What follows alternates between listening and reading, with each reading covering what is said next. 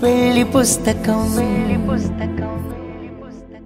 నందు, సాక్షిది చాలా జాలిగుండె. సిద్ధు బాధ చూడలేక మీతో బంధం కలుపుకుంది. అలాగే అభి పరిస్థితి చూసి పాపం అనుకుని ఇంటికి తీసుకొచ్చిందేమో. అయినా ఈ విషయంలో నువ్వు భయపడాల్సిన అవసరమే లేదు. ఎందుకంటే ఎన్ని మాయలు చేసినా వాళ్ల బుద్ధి మనకు తెలుసు కాబట్టి తిప్పికొట్టడం కష్టమేమి కాదు.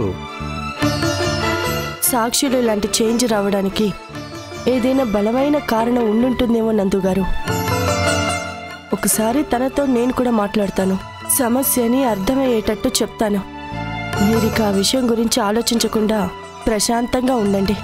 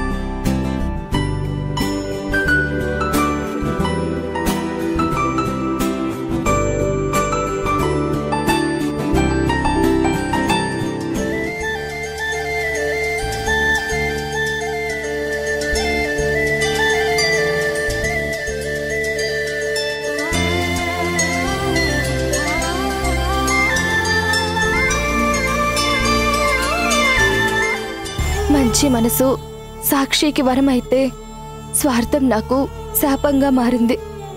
అందుకే నేను ఉండాల్సిన చోటులో తనుంది. నాకు దక్కని అదృష్టాన్ని తను సొంతం చేసుకుంది.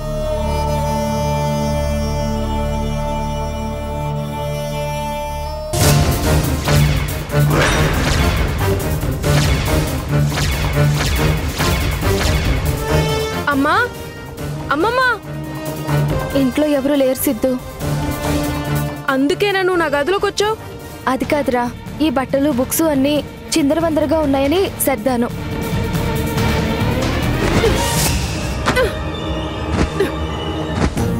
సిద్ధు, ఎందుకు అలా చేస్తున్నావు? నువ్వంటేనే నాకు చిరాకు. నా బుక్స్ బట్టలు ఏమి టచ్ చేయకూడదు. చేస్తే నేను ఇలాగే పడేస్తాను. అలా మాట్లాడొద్దు సిద్ధు. నీ విషయంలో, పప్ప విషయంలో నేను చేసిన తప్పుకి బ్రతికున్న నాళ్ళు బాధపడతాను. మీ మధ్య నుంటే ఆ బాధ తగ్గుతుందన్న ఆశతో నేను ఇక్కడికి వచ్చాను. అంతేకాని కారణం లేకుండా వచ్చే నీ కోపాన్ని భరించడం నాకు కష్టంగా ఉందిరా. ఈ ఇంట్లో ఎవరు ఎన్ని మాటలన్నా పడతాను, కానీ నువ్వు ఒక్క చిన్న మాట అన్నా నేను తట్టుకోలేనురా. తట్టుకోలేకపోతే బయటికి పో.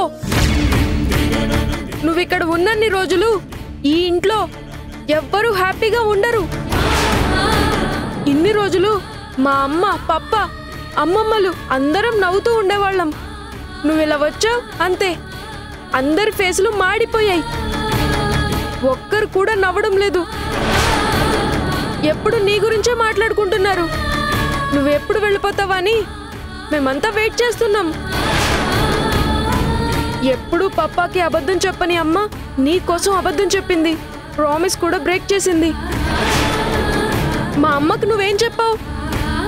నీ మీద కొంచెం కూడా కోపం లేకుండా ఎందుకలా బిహేవ్ చేస్తుంది? నేనేం చెప్పలేదు సిద్ధు. నా గురించి మీ అమ్మకే తెలిసింది. నీ గురించి మా అమ్మకేంటి? ఈ ఇంట్లో అందరికీ తెలుసు. నీ వల్లే ఫస్ట్ టైం మా అమ్మ నా మీద కోప్పడింది. నా గురించి అస్సలు కేర్ చేయట్లేదు. సిద్ధు, నీకేం కావాలన్నా నన్ను అడుగు, నేను చేస్తానురా. నాకు చేయడానికి నువ్వెవరు? నీ మొహం చూడటమే నాకు ఇష్టం లేదు. నా బర్త్డే రోజున నీకు ఫ్రూట్స్ ఇచ్చానని తెలిసినప్పుడే నాకు చాలా కోపం వచ్చింది. అలాంటిది నిన్నెందుకు అడుగుతాను? ఇంకొకసారి నువ్వు నా గదిలోకి వచ్చినా నా బుక్స్, బట్టలు, షూజు ఏమి ముట్టుకున్నా ఇంట్లో ఎవ్వరికీ చెప్పకుండా నేను ఎక్కడికైనా వెళ్ళిపోతాను. ఇంకెప్పుడు రాను. ఓకే సిద్ధు, నేను ముట్టుకోను.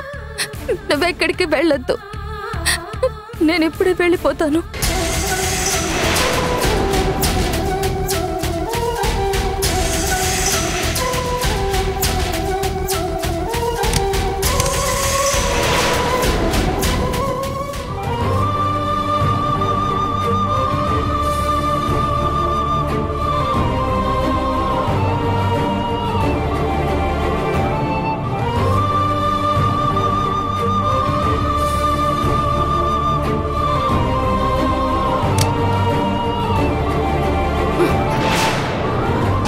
నా మీద ఎంత ప్రేమ చూపించడానికి ట్రై చేసినా వేస్ట్.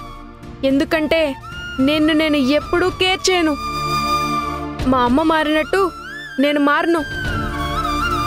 మా ఫ్యామిలీలో దెయ్యానివి నువ్వు. You are a devil.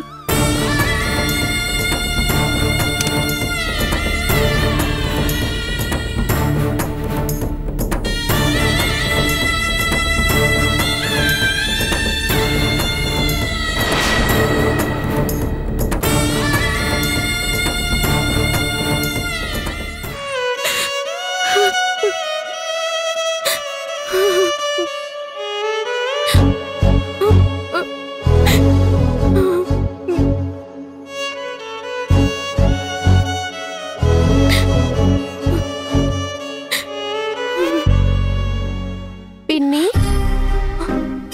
ఎందుకు ఏడుస్తున్నావు పిన్ని? ఏమైంది? ఏం లేదు టెడ్డీ. నువ్వు నేను అడిగితే చెప్పవులే. తాతయ్య, అమ్మా. టెడ్డీ, టెడ్డీ ఆగు టెడ్డీ.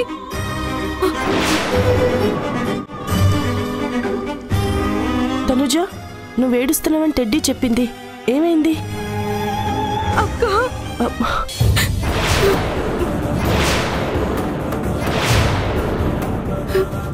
ఏమైందో చెప్పు తనుజ.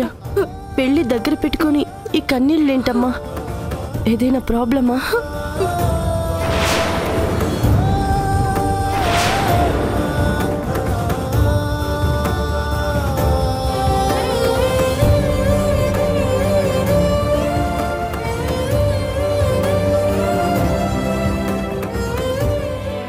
ఈ ఫోటో ఇక్కడెవరు పెట్టారు? అది అయ్యగారు, తనూజ్ అమ్మగారు అడిగితే నేనే తెచ్చిపెట్టాను అయ్యగారు.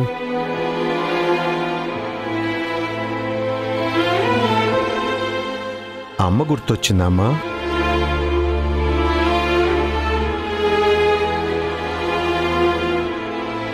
పెళ్లి దగ్గరయ్యే కొద్దీ మరీ చిన్నపిల్లల మారిపోతున్నవేంటి తనుజ? ఎందుకింత ఎమోషనల్ అవుతున్నావు? ఏడవకూడదు. ఇటు చూడు. చూడమ్మా తనూజ, మీ అమ్మ భౌతికంగా దూరమైనా ఎప్పుడూ మనతోనే ఉంటుందమ్మా. నువ్వు ఎంత అదృష్టవంతురాలివో తెలుసా తనుజ? పుట్టింట్లో నిన్ను నేను కూతుర్లా చూసుకుంటున్నాను. మెట్టినింట్లో కూడా అమ్మలా చూసుకునే అత్త దొరికింది నీకు. నిన్ను అత్తారింటికి పంపిస్తున్నామన్న బెంగ నాకు డాడీకి లేదు. నువ్విలా ఏడుస్తుంటేనే మాకు బాధగా ఉంటుంది. ఇంకెప్పుడు ఏడవద్దు, సరేనా?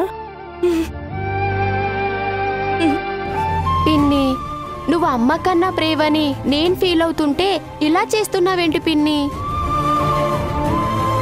పెళ్ళంటే ఒక సెలబ్రేషన్స్ లా ఉండాలి కానీ ఇలా పనిష్మెంట్ లా ఫీల్ అవ్వకూడదు.